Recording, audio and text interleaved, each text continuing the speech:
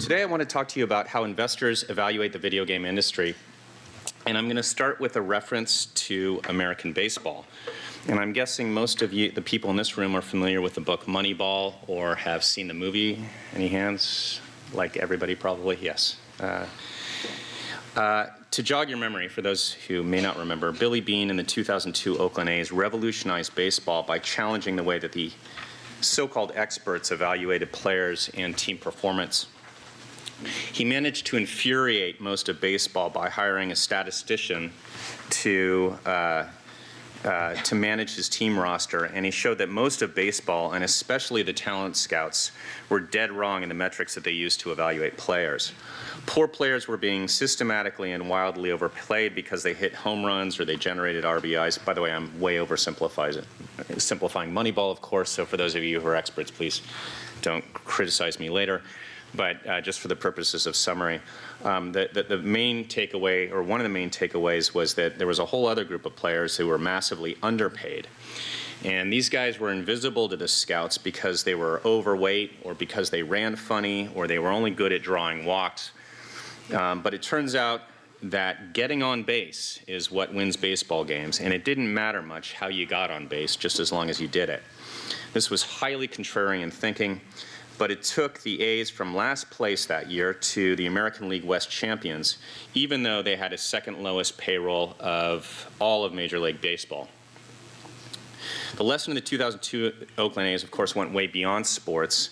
It encouraged investors and business people to everyone to ask whether their own metrics that they were using to evaluate their businesses had any value at all. So my question today is as follows. When you think about the video games industry, is the best move to invest in companies that are focused on the equivalent of outspending others to get home run hitters? And if so, how do you explain the other companies that are consistently outperforming much of the industry right under everyone's noses using a completely different strategy? Put another way, do you really know how game companies get successful? And are you able to predict with any confidence which ones are going to be the winners before they show you the results? If I do nothing else today, I want to leave you wondering if you should stop fixating on the equivalent of the good-looking, well-spoken player who can hit a home run 5% of the time and strike out the rest, and pay more attention to the slightly weird guy who regularly gets on base. I'm torturing this analogy, and I'm going to be torturing this analogy for the whole presentation, so please bear with me. Quickly on my background, I've been a gamer most of my life. Like most kids growing up in the 70s and 80s in the United States, I played a lot of arcade. My first job in high school was to actually sell video games on Apple IIs in a computer store in San Francisco. This really dates me. This was the early 80s. Of course, it was a 14-year-old, 15-year-old's dream job. But I still play games pretty much every day now. I've been in the industry almost 2 decades. I spent just under a decade running corporate development at Electronic Arts, and I found and drove the acquisitions like DICE and several others that have since become the backbone of that company. I then joined Nexon, first as CFO, and then became CEO in March of 2014. So I spent most of my career analyzing game companies, and I've noticed that the industry and the analysts that watch it have a widely established orthodoxy when it comes to analyzing and investing in this industry. And that orthodoxy is reflected in the questions that we get asked. So let me illustrate. So on the left-hand side of the columns here are the questions that we typically get asked in an IR setting. This is what PMs and analysts oftentimes ask us. And on the right-hand side, I've got questions that we ask within the industry of each other. So if I go out on an M&A call and talk to a company I'm thinking about buying, I'll ask questions much more along the right-hand side of the table here. And don't worry, we're going to post this so you can take notes on this later if you think this is of any value.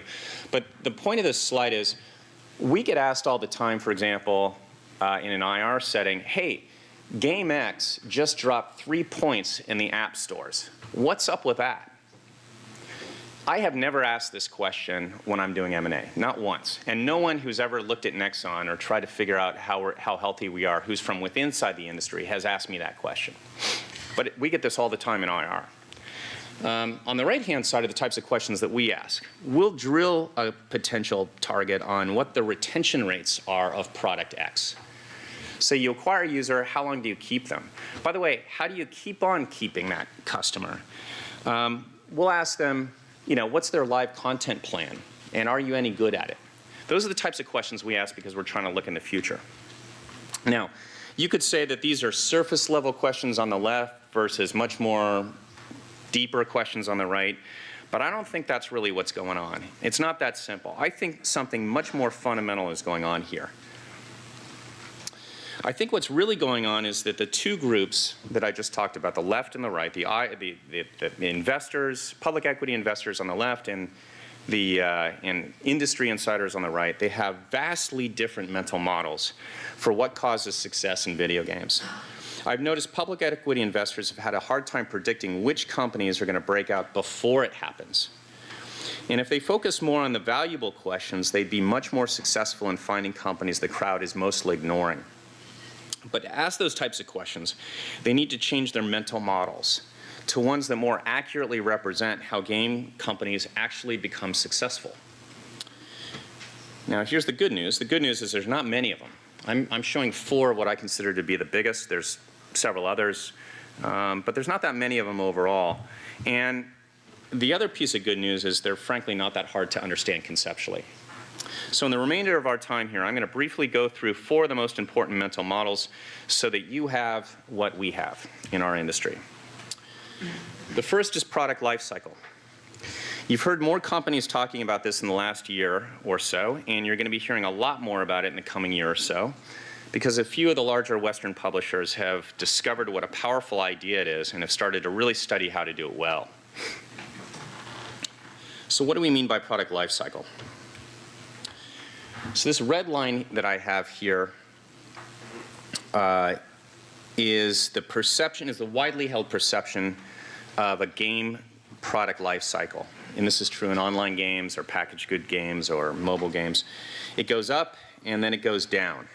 It's probably the most fundamental mental model or assumption that outsiders have about our business. But it's a mental model because it's true in a vast number of games, especially offline games, and especially in Facebook and then in mobile. We see this over and over again. But there's a few very, very big problems with this mental model. The first is that it's not true for all games. And the exceptions to this model are massive. They're huge. Second, to a person who accepts this as gospel, there's only one question that they need to ask, and that's when's the beginning of the end? That's why they ask us this question so often, and any major online company. Any decline under this model spells doom. There's a third analytical problem, and it's also a big one.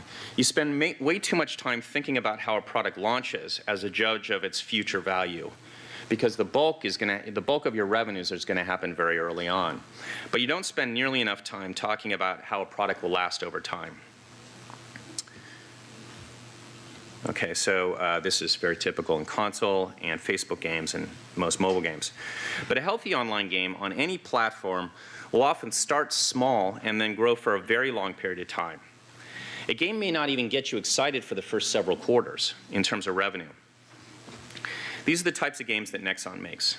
And this line is descriptive of Maplestory, Dungeon Fighter, FIFA Online, and more recently Dominations on mobile, as well as several other non-Nexon games. And I've listed a few of them out here. Let's see, my eyes are going bad. League of Legends, Minecraft. Does anybody have kids who play Minecraft? Yeah? Okay, you know what a monster this is? They're probably still playing it several years on. Yeah, my kids too. What actually happens, though, is it's a little more complex than I have it here. It'll fluctuate around the original green line. So sometimes it'll go up, sometimes it'll go down. This is, in fact, exactly what happened with both Dungeon Fighter and Maplestory. And some other time I could walk you through the entertaining ups and downs of our own stock based off of this. We were very sanguine about the ups and downs of the stock. You'll hear us talk over a long term because we understand that this is a very long game. But again, for someone who's got the red line in their mind, any up and down on that green line is going to look like disaster or euphoria. So the obvious implications are we don't get too excited early on. We don't get too worried either early on. When we launched Axe a couple of months ago, and I talked to my team about how they thought the launch went, they said very reflexively, as they should, come back and ask me in a couple quarters or a couple years. We'll see how we feel then about whether it's a hit. Because a hit is only a hit in our business if it's been a hit for a very long time. The other big implication is lots of bad M&A and lots of bad stock prices are based off of a misunderstanding of this fundamental mental model. People get too excited about the near term and they forget that the way money is really made in multiplayer games is usually over the long term. So I'll give you a couple examples. It was really clear to anybody who was able to look early on at the numbers from League of Legends, from a company called Riot in California, that the game had phenomenal consistent growth early on, and that it had great KPIs that would lead to continued consistent growth. But most of the industry, this was 2009, 2010, most of the industry was utterly ignoring these guys. They wanted to talk to us about Facebook games. And we all know how that turned out. But Riot just continued to get bigger and bigger. As a side note, we tried to buy Riot several years ago before they sold to Tencent. It was about a year before our IPO. And we just ran out of money, very unfortunately. Had we been a public company, it may have been a different story. By the way, you could tell the exact same thing about Minecraft early on as well, in 2011. Neither game exploded early on, but they both ended up being monster hits over time. Very true also about Dungeon Fighter and Maplestory. No one was paying attention to those games in the first 5-6 years of existence. So in M&A, we ask a lot of really hard questions about what the company is doing to sustain and grow the game, no matter whether it's currently considered a hit. And making a game last and grow is an extremely hard art form, and one that only a few companies in the world do really well and very consistently.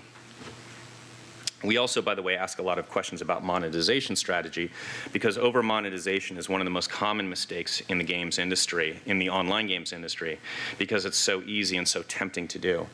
But over-monetizing kills longevity, so you have to really watch out for that. Okay. See, I put a picture of the real Billy Beane here, because the things that people think really sustains a game is oftentimes different than what people oftentimes think about sustaining a game is very different than what people do under the hood. To give you a sense of what it takes to avoid the red line that I talked about in the last slide and stay on the green line, I've listed a few categories of things you need to do really well. This is a very difficult art, and experience really counts. I'm going to say this over and over again. Experience really matters in this because it's really easy to get wrong. So one category, obviously, is content updates. This is things like characters and classes and maps and items. A really experienced online game company will spend between 50 to 70% of its total game development spend on investment in live game development. That's games that are already out in the market. That developer will also plan its content updates a year or more out. You also have to spend a lot of time tuning and balancing between the characters in the virtual world. If you make even a single character or weapon overpowered, you've hurt the balance or the fun for every other character in that game world. So that's a big problem, because when the balance gets messed up, gamers will leave your game. By the way, a lot of online games are actually very robust virtual economies. They have gold or some sort of other currency. You have to watch the total amount of currency. Some game makers hire and retain PhD level economists on their staffs because they have a gold standard and they have to make sure that they don't have in-game inflation. This is a real problem in some games. I kid you not, they really actually do that. A live game operator will often conduct events within a game that makes an experience fresh and fun. This is a very important part of what they do. I could spend hours talking about this part and we'd still just be getting started, but the key point is about knowing how to do this well comes from experience.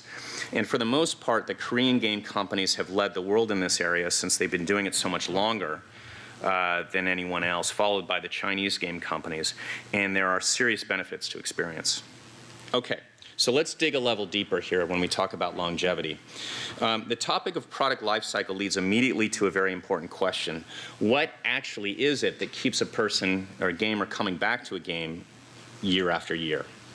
If you can figure that out, you can start to predict whether a game will do well long before its revenue is shown to everyone. And this is a very powerful idea for an investor. But to figure it out, you've got to know what a game really is. Now at Nexon, we look at a lot of game pitches, and one of the first things I look for is the gameplay or the mechanic that will make the game engage me. I'll take a quick coffee break for the translators. We're probably dying. But that's not what happens in a lot of our industry. Most game presentations look like a lot like Hollywood pitches. They're very linear. They'll say, okay, we're going to make a game development process that's going to last 5 years. It's going to cost about $10 million. It'll have a pre-production process, a production process, and a post-production process. That's a linear approach to what is linear entertainment. In movies, the viewer has no involvement in the process of storytelling, only passively watching it once it's made. Same things happens in novels, in listening to music. You sit back and you let the creator tell you a story or play you a piece of music. As an investor, you need to know that we're not making a movie here. We make interactive experiences that are designed to challenge the player and require that player to use their brain and make decisions and work with others. And those decisions oftentimes happen hundreds of times a minute. That's why we call it interactive entertainment. The more interactive it is, the cooler it is. And if you're not a video gamer, think about other games that you might play, like chess or Monopoly or tennis or golf. You know, when I was growing up, we played Capture the Flag at summer camp. That's the same type of thing. It's all part of the same thing. These are systems. They have rules. And within those rules, you are required to make decisions. And from those decisions and the interaction with the other players, the game emerges. You're creating your own story as a result of those decisions. Now, it turns out that there's a branch of psychology, which some of you may have heard of, called flow, where they study happiness in a wide variety of different people. You know, artists or professional tennis players or musicians or mountain climbers, factory workers, and even prisoners of war. And what they find is that in these incredibly diverse circumstances, people can lose themselves in what they're doing. They call it flow, and when people achieve this state of flow, they report that they are at their happiest. And the best game makers, the ones who make games that sustain over a very long period of time, know how to hack this concept of flow. And when they do it well, they make you happy. They literally make you happy. So you want to keep doing it for a very, very long time. Just as a mountain climber or a musician loves what they do, and they might do it their whole lives. Now, there's some core principles. A flow state usually has some key attributes that I've listed up here. And when these are present, you're going to naturally want to come back to the game over and over again. So things like meaningful work, clear goals, immediate feedback, oftentimes cooperation with other players, and then your challenge-tuned your ability. So here's how it works in a game. This is from one of our games, Maplestory 2, which we've just launched in China. And this is meaningful work. There's a whole backstory and a fiction, and that's where the meaningful work comes from. Sorry, I messed it up here. They're building a house here, so people can come over and visit their house. They want to make it look really cool. Now they've got clear goals. You can tell just by looking at it what the clear goal is. It's not to fall in the blocks that are falling off here. And then you get immediate feedback about whether you won or lost or what your score is or how you're doing relative to others. And then there's a big part of cooperation. People who play this together, gamers actually find that playing a game together, a lot of good game makers will almost force you to play a game together online because people love to cooperate when they're solving hard puzzles together. And so you can see these two people are doing that. Now they're taking on a boss battle here. And this is really important because it kind of demonstrates for you the idea of challenge tuned to your ability. If a game is too hard, you're not going to have fun. And if a game is too easy, you're not going to have fun. And this is a boss battle here at the end of the game. Now, it turns out that this concept of challenge tuned your ability is actually really, really important. to vastly oversimplify, we look at whether a game is tuned to be easy to learn and hard to master relative to its target audience. You know, they're throwing up challenges to users or setting up a system where a player challenges each other, or players challenge each other. And that challenge, and if the challenge a user gets are too hard, they're going to get frustrated and leave. So if your skill level is on the left-hand side here and the challenge is really high, that's the frustration zone. And if your skill level is really high and your challenge level is, and the challenge is not too hard, you're going to get bored and you're going to leave. But if you're in the middle there, that's the flow state. And that's why if you have ever played a video game, or you have kids that do, or you've seen someone do it, that's a really great state to be in. And game makers who do this well will keep you for a very long time. Now, what does all this have to do with investing? This means that you can look at a game early on, or you can talk to people and find out whether it's likely to do well or not long before it ends up in the financial reports of the game company. Even if you don't play a game, you can talk to people all along the leveling curve, from beginner to expert, and ask them whether they're having a good time or what their frustrations were. And if you don't know any gamers, you can go on a Twitch, or you do YouTube, or the forums, and you can read what people are saying about that. They'll tell you if they're frustrated and they're going to quit, or if they're having fun. So it's all right there. Games are actually very tangible once you know what a game really is, which is, by the way, a big misnomer. People say that, you know, it's a hits-driven business, which is usually a euphemism for I don't know where the hits come from. But you could look at Minecraft really on, and you could say, boy, this is something really special because I am in the zone, in the green zone, all the time. This also, by the way, again, leads to monetization. Oftentimes, if you require a user to spend a lot of money to advance, anyone that doesn't spend is going to find their challenge too hard after a while, and then they're going to leave the game. This is a dangerous trap, and has happened over and over again in our industry, particularly in the heyday of the Facebook games. Okay, so if you have a game that's tuned very well, it's often going to keep a user for a very long time. And that leads to our third mental model, which is about how you spend your money to acquire new users. And this mental model is called the retention bucket, sometimes called the retention funnel. So here's a question for you. When should you invest your marketing dollars to acquire a new user? Don't worry, I won't call on anybody. The simple answer is only when you're going to retain that user for a very long time, meaning more than long enough to get your money back, net of all the costs of acquiring them and building and monetizing the actual game.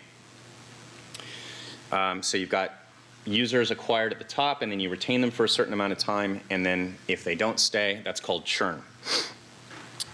You should obviously not pay up to acquire a new user if they'll stay for a very short period of time, since you'll never make your money back. Now, as obvious as this sounds to a group of ROI-driven fund managers and analysts, making this mistake is exactly what most of the companies have done in my industry for the last 5 years, especially in mobile. And why would they do that? Because they want to drive their game up the App Store charts. And that's the measure, because that's the measure that everybody is looking at, especially if they're private companies. They're trying to do that to impress the venture capital guys. And there is a lot of dumb money in the venture capital world chasing the games industry. But putting money into a very leaky bucket isn't going to help you. Game companies live or die based off of retained users. What's this mean for investors? It means the App Store charts are going to often mislead you. And yet, investors often ask me and my IR team about revenue growth of a new game, or they ask about the App Store rankings. These are very natural to understand questions because the data is easy to get. But these questions often lead the analysts into a completely false reading of the company's health. They can be gamed hugely, simply because you can spend marketing money to drive your revenue up. The company with rising revenues and a high ranking in the App Store might have a much less healthy business than the lower-ranked company that is retaining its users. So when we look at a company that's climbing the charts, we ask them a lot of really hard questions about retention. We'll ask things like, what's the average retention of a newly acquired user? Or what's the ECPI, that's the cost per install, versus the LTV, the lifetime value, the expected lifetime value of the customer. And by the way, how are you calculating LTV? Because that stat can be changed as well, or can be gamed. Have you been acquiring users outside the Apple or Google app stores? You know, they'll often feature games, and games will rocket up. And by the way, once that featuring was over, how did that game do? And were you able to retain those users? Okay, so now let's talk about development of new games. This is the fourth and final one. The question is, how do you analyze new games that a company is bringing to market to determine if they're going to do well in the future? Now let's play a little game here. Who here would consider themselves a reasonably hardcore gamer sometime in the last 5 years? Maybe play a console game or a PC game? Anyone? Let me ask you a question. What's your favorite game of all time? Legend of Zelda. Okay. Good answer. There's no bad answers. Anybody else? Okay. Yes. Yes. Crusader Kings 2. Crusader Kings 2. That's a great game. I love that game. Okay. Anybody else? No gamers here? Anybody have kids who are playing games? Okay. I think I saw Minecraft over here, right? Okay. So we'll leave it at that.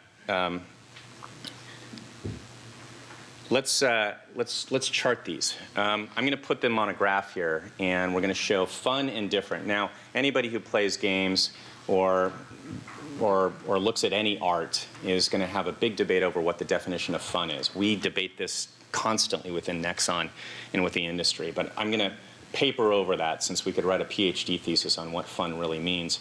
But let's just say Crusader Kings, for example, once you learn how to play it, which kind of takes a PhD, so I'm impressed with your intelligence, it's actually a really fun game when you get into it. You play a person sometime in the 1400s, the 1300s, kind of medieval times, and you can marry your daughters off to another duchy so that you can form an alliance, and then of course you have to knock off the king of that alliance and all that sort of stuff. It's a really, really fun game. I find it very fun. Minecraft I find very fun. I'm not going to describe why I find it fun. It's just a really neat game. So we'll talk about fun. The other thing that all those games have in common is when they came out, they were unlike anything that appeared on the market at that time. They were highly differentiated from what else came out. So if you just put it on a graph here, all the games that we just mentioned, those three games, are going to be a combination of really fun and very different. They're going to be in the upper right-hand corner. And it turns out, if you look at the biggest hits the last 20 years, these are the big sustainable hits, not the flashes in the pan, the ones that really stuck around for a long time. Guess what? They're all a big combination of really fun and really different. So for example, when I joined Electronic Arts in 2000, The Sims had just come out. This was a monster hit that shocked everybody. Nobody saw it coming. But it was a huge hit that almost single-handedly brought back the PC games business in the United States in the early 2000s. Right after that, Grand Theft Auto 3 came out. Again, nothing like it. People looked at Grand Theft Auto 3 and they were like, my mind is blown at what you can do with this game. Civilization, what else do I have here? Final Fantasy when it first came out, Clash Royale more recently, Minecraft, Mario. These games were all highly different. By the way, they were all the biggest financial successes in our industry. League of Legends would be in the upper right-hand corner as well. Okay, now what does most of my industry do? They're way over there on the left-hand side. This was especially egregious during the Facebook days, call it 2010, 2011.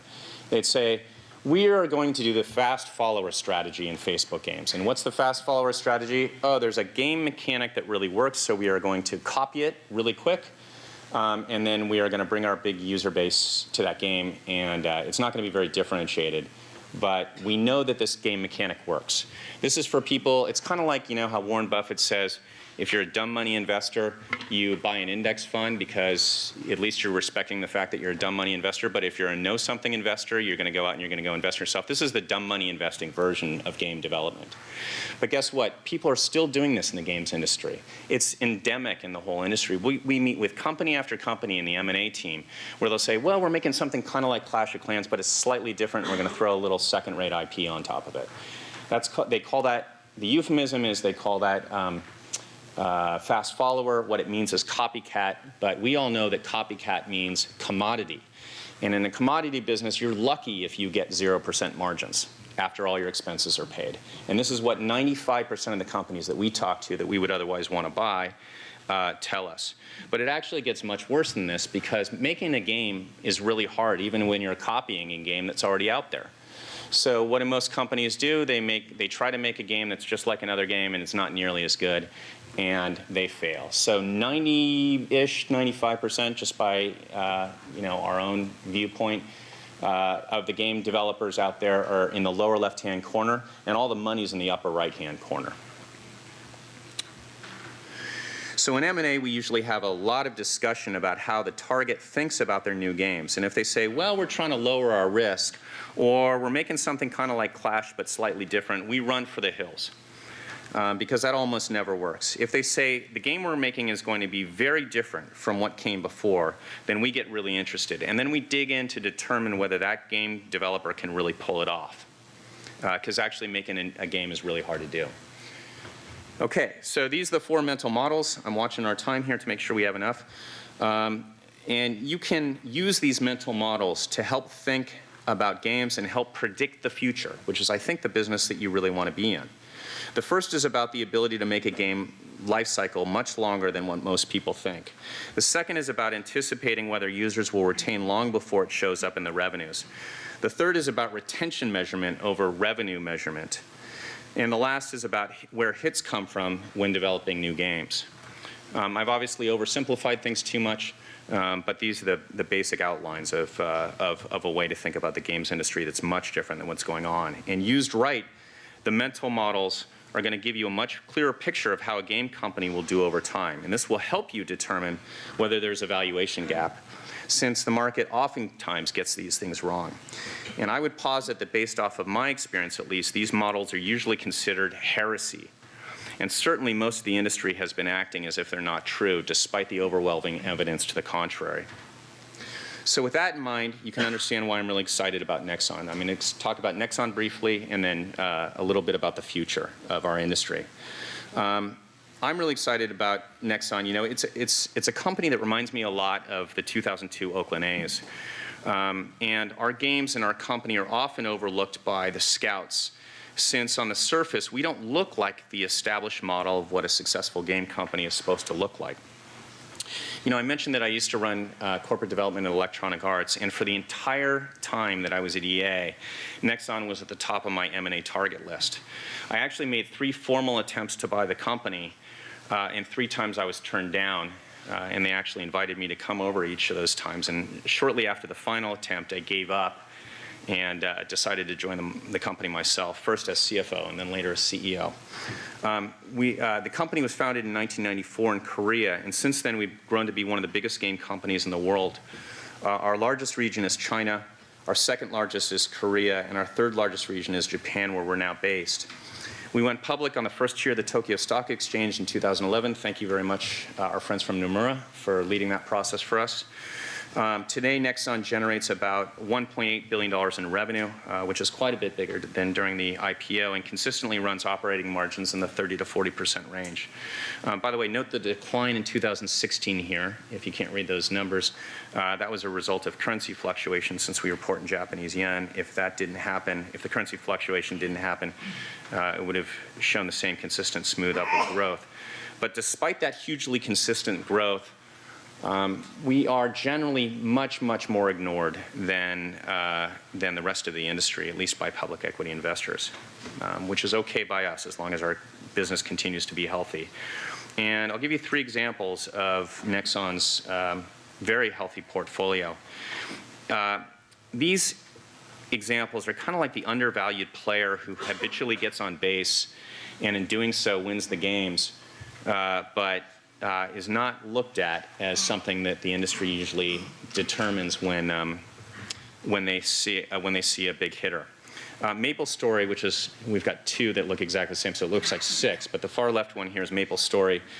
It's 13 years old, and during the IPO, the #1 question I got, as my friends from Nomura will remember, the #1 question I got as CFO was, gee, Maplestory and Dungeon Fighter are really old. When do they start going down? Today, Maplestory is bigger than it was 5 years ago by a reasonably substantial margin. Dungeon Fighter is even more interesting. They asked the same question about Dungeon Fighter. Today, I'm happy to report Dungeon Fighter is well over 2 times as big as it was 5.5 years ago when we did the IPO.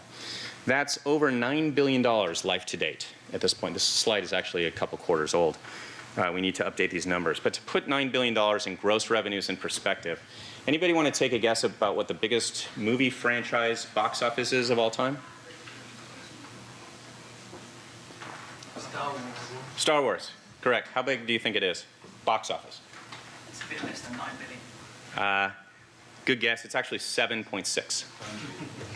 So we're $1 billion bigger and a quarter as old. That's a 40-year-old franchise, life to date. Now, we're not counting merchandising where they print cash and things like that, but just apples to apples. Gives you a sense about how big Dungeon Fighter is. Dominations was launched 2 years ago and has done well over 100 million in revenue. I think it's up to a little over 150 or so now. And it's showing the same kind of stability that we see in our more mature franchises. So we like that game a lot. By the way, it's on mobile. So you can see why we think the concept of longevity is so powerful. Our business is actually much closer to a software as a service model, a SaaS model, than it is to what people consider the traditional video games business. And that feeds, of course, our development and risk-taking in new games. Durango, which we're going to be launching in 2018, is an example of this. We generate a lot of cash flow, and we want to use that cash flow to take creative risks in games because, in fact, in game making, there is no template for how to make a game. And anybody, by the way, who tells you that there's a template and they figured out the secret key to make money in the games industry in developing hits, you might want to double-click on that one. So what we try to do is do games that are fun and different and then keep our players, ourselves first, and then our players engaged. Durango is a massively multiplayer online game with a lot of crafting and a lot of harvesting and battling dinosaurs, as you can see here. There's nothing like it on mobile. And we're going to be launching that in 2018, as I said. And just as in game development, we work hard to think very differently in M&A as well. We get a lot of questions about M&A. We've been relatively quiet over the last couple years. But 2 weeks ago, we announced our acquisition of Pixelberry Studios. Now, Pixelberry is the leader in what they call interactive fiction on mobile devices. Their flagship title is called Choices, which they developed in Northern California. It presents a player with an interactive story that develops according to decisions the user makes, and interactive dialogue as the story goes on. It's the top app in this category, even though it doesn't rely on any sort of celebrity or brand integration. What we saw in Pixelberry is the same type of thing. You know, we think about it, again, as the same way that maybe the 2002 Oakland A's saw a hitter who always gets on base and therefore wins games, even though that hitter doesn't hit home runs. The company was largely overlooked in our industry because it defied the image of what a hit is supposed to look like. It's not a massively multiplayer first-person shooter lined up to do battle with Call of Duty this fall and Christmas time. Actually, there's 5 of those games, AAA first-person shooters, leading into the Christmas time between August and Christmas. They don't appeal to boys and young men who make up a majority of the game audience in the West. Pixelberry is actually very unique. It's massively appealing to a massively appealing demographic, which is young women. Now, will Pixelberry be a huge hit for us? Come back and ask me in 2 to 5 years. But there's a couple of things that give me confidence. First, we have a catalog of massive hits that have been sustained not just for months or even years, but actually over a decade. We're good at sustaining games, and sustaining and growing games over a long period is a very unique art. More importantly, the recurring profit generated by those games allows us to make some big bets and take chances. Second, Nexon, we think that a more Moneyball approach can teach us something about succeeding in the games industry. We enjoy branching out from the red oceans, and when we can defy the industry orthodoxy. This is the nature of Moneyball, and by the way, it's also the nature of innovation and the nature of creativity, and we're in the creative/innovation business. Pixelberry was on a potential several potential acquirers' radar screens, but they decided to go with Nexon because we have a deeply shared vision for the future of interactive entertainment. So let me spend the last couple slides just talking about the future, because we get asked about this a lot. You know, when you're thinking about VR and esports and where the PC platform is going and where mobile is, you have to actually project out a few years. But to answer these questions, let's just double-click one more time on what a game really is. Our vision is that deep multiplayer games, which are the kinds that mostly game nerds play today, are going to become an integral extension of people's lives. A kind of a fictional second reality that exists alongside your primary reality. And like your primary reality, that your daily life, each player helps shape that world, and it can and it should carry on for years or decades because it's so interesting. And like your primary reality, it has a social context and a political context and an economy, an active economy that's equally compelling, if not more so, than your daily reality, than your primary reality. Now, for a long time, only a relatively small group of game nerds and science fiction buffs saw this as really possible, as something that could be widely applicable. And games was considered sort of a sideshow in the consumer media business. I'm glad somebody got this joke. The hardware actually didn't help. You know, capable, massively connected game machines were relegated to bulky PCs or consoles in the living room. And mobile devices, until very recently, could only handle very casual single-player games.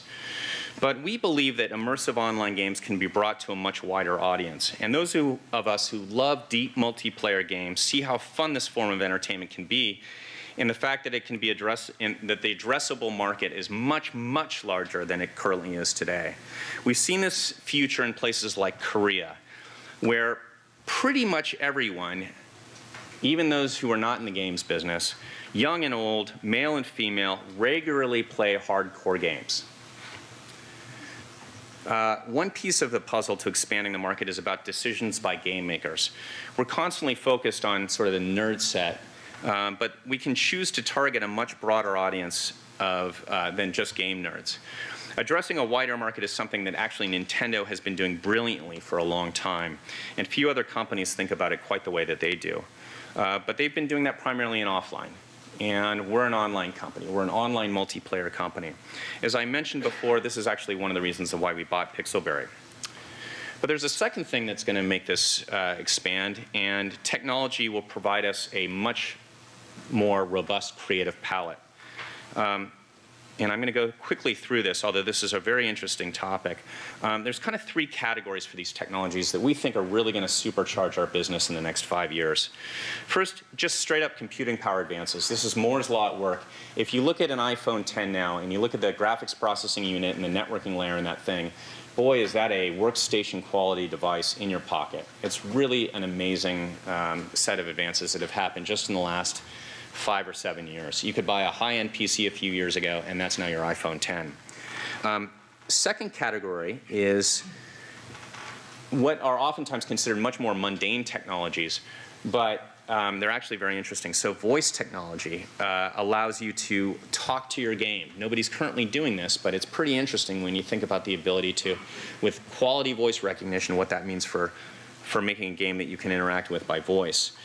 Second, Bluetooth, widely overlooked, is going to allow you to share, to project your game and share a game onto a large TV just as you walk past it, rather than having to boot up a specialized console. Your mobile device is so powerful now, it's essentially a PC. You put it right in front of your monitor and your keyboard and mouse, or in front of your TV, it immediately lights up, and then you can use that as your gaming device. That will happen. Bluetooth needs to advance a little bit more to make the latency lower than it currently is to make it an effective gaming device, but it's coming. We think that Samsung and Qualcomm are both actively working on this. And then, of course, augmented reality. We're much less interested in VR for usability reasons, but augmented reality is eventually going to hit the scene, and that's going to be really cool when your physical environment and your fictional environment are seamlessly integrated, and anybody can use it. And then finally, the final category is machine learning. And again, we could spend a day talking about what machine learning is going to do, but just to give you a quick preview, among many other uses, it means that your games can automatically tune itself to your individual capabilities so that you're always challenged enough not to be bored, but not too challenged to be frustrated, and do that in a way that doesn't mess up the playability for everybody else in the online game. These technologies are moving very fast, and they have the power to make online games much more immersive within a game, much deeper, and make you play longer, but then also bring them to a much, much broader audience. But all the cool technology in the world will not matter if you don't know how to make a game fun and last for a long time. And our industry is littered with great new technologies combined with bad game experiences, and they always ended up in disaster. But Nexon is in a unique position because we have decades of hard-won experience on how to keep a user once we've acquired them. So the new technologies give us a much broader funnel to find users and more tools to keep those users over time. So live operations is more important than ever. So let's return to the questions I mentioned at the top of the presentation. As you analyze game companies in the coming months and years, the kinds of questions that are going to enable you to determine whether a company has a bright future or not are the ones that reflect how game companies actually get successful. They don't get successful by a straight formula of putting graphics fidelity first or a copycat strategy or trying to be more like a movie. They get successful by putting out games that are differentiated and engaging enough to find an audience at a reasonable price of acquisition, and then keeping that audience for a very long time. And I would suggest that those types of questions would have led you to Blizzard, Minecraft, Supercell, Tencent, Riot, Valve, way ahead of other investors. These were some of the best performers in the last 10 years. By the way, they also would have helped you avoid a bunch of mistakes that happen in our industry. But those great game companies were widely ignored early on, and it would also have led you to buy Nexon at 800 yen per share, which is where it was trading 3 years ago. So now that I've made the life of my IR team a lot harder, I thank you very much for your time. And if we have any time, we can take questions. Thank you very much, Owen-san. It's very valuable presentations. I'd like to take one or two questions. Yes, please. To continue with your Moneyball analogy, and for past reference, Star Castle and Defender, that'll take you back a way. You know, one of the premises that made Moneyball work was that they found players that had few options that they could get for league minimum. Mm-hmm. Take Pixelberry as a for instance. What did you pay for it? How did you value it? And since you are acquisitive, do you find similar circumstance? So the answer to the first question is we haven't announced what we paid for it. We're not looking to give our exact template to everybody who competes with us. We found that a lot of companies actually look at what we do pretty closely. I can tell you that it was profitable, it was growing nicely, and most importantly, the KPIs that made up the revenue were very healthy to us. So these are all the questions that I was talking about before, like retention and so on. I think your second question, your last question was about, are there more like that? Well, we've actually been pretty quiet on M&A recently because we think that right now a lot of game companies, not all of them, are pretty fairly valued or pretty fully valued, especially in the public equity markets. So, present company excluded, of course. I say that jokingly. I don't have an official comment on our stock price, of course. But it's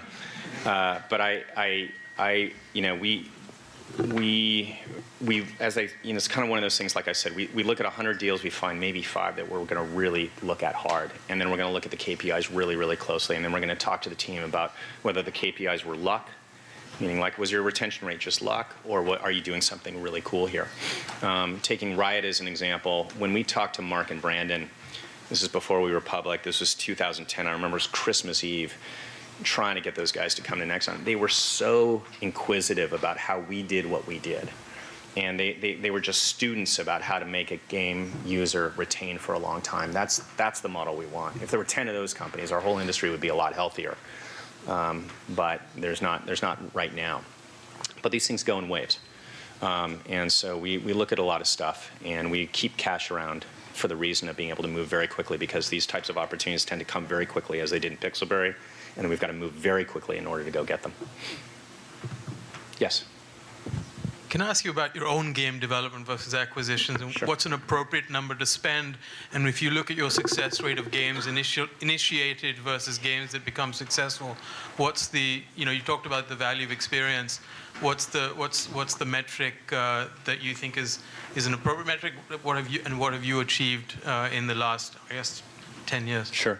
So It's a very, very good question, and there's really two ways to take it. One is a top-down answer to your question, one is a bottoms-up answer to your question. Since we're short on time, I'm going to just take the bottoms-up answer to your question. Look, a game CEO who says, we're going to make games in this genre, in this genre, in this genre, and then I'm going to force us to do it this way, that almost always ends up in disaster. As a matter of fact, I can't think of a single example where that works. Where game development goes well is there's someone who has a great deal of passion about the kind of game they want to make, the next Sid Meier or someone like that. And then they say, or the next Jake Song, and they say, I'm going to make this game, and then you watch it, and then you watch people around the office play, and that'll bubble up into something that's pretty interesting. I don't really track statistics on this because it's a creative process. We have to constantly look over it. So the best analogy that I can think of is Pixar. Now, in the way that they go about making movies. Now, Pixar is batting basically 1,000, so maybe that's not a very fair one. We're definitely not batting 1,000, and nor is anybody else in the games industry. But if you're gonna come up with ideas, part of it is your definition. They'll have a lot of scripts that they throw out. They'll do some tests with shorts and things like that to see if they can blow it out into a movie. They'll test new directors based off of how they direct shorts. We do a very similar process where we test new, young game developers to see if it comes up. Durango is an example of a game that was developed internally. It started off as a very small project, sort of an experiment, and then everybody in the lunchroom just loved playing it. So we built it out and did a progressive set of development. Okay, thank you. And sorry, it's time to end this session. Sorry to take so long. Thank you very much all for this attendance. Thank you.